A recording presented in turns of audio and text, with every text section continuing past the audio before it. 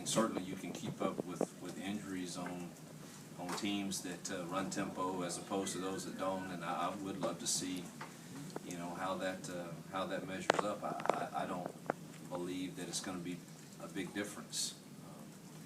You know, we train for this, and just as just as they train for their type. So I just I don't know. I followed football pretty closely, and I just don't see. I think you have rash of injuries on this year, and then the next year you don't have many. But as far as tempo offenses causing more injuries, I just haven't seen it. And again, I'm not trying to be stubborn, hard-headed, or totally biased to my way.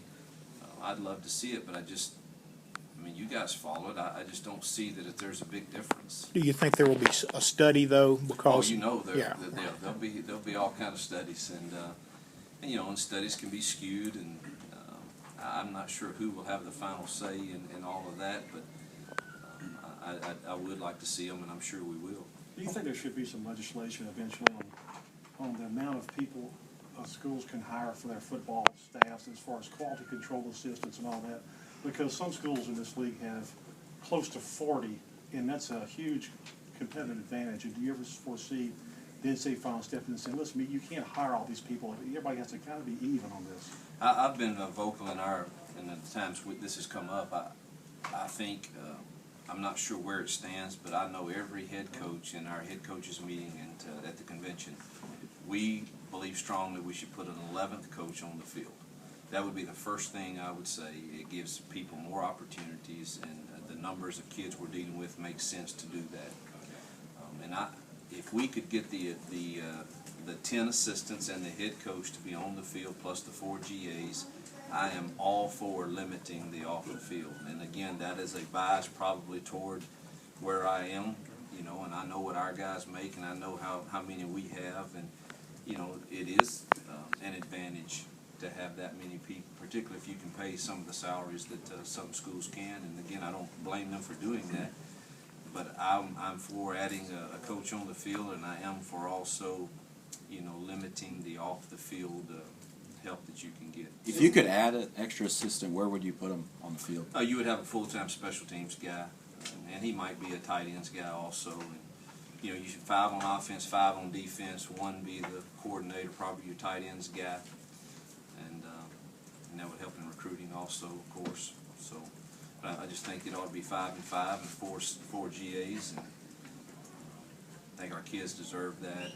and I think it gives more coaches, gives another 124 or whatever guys a chance to get into the business. How much support do you have for that? It was 100% from the coaches, 100%. That was at the convention. It was everyone is for that. Now that the playoff is here and the selection committee is a reality, how comfortable are you in that you know how you'll be judged, you know what's going to be important, you know the criteria you need to meet? Yeah.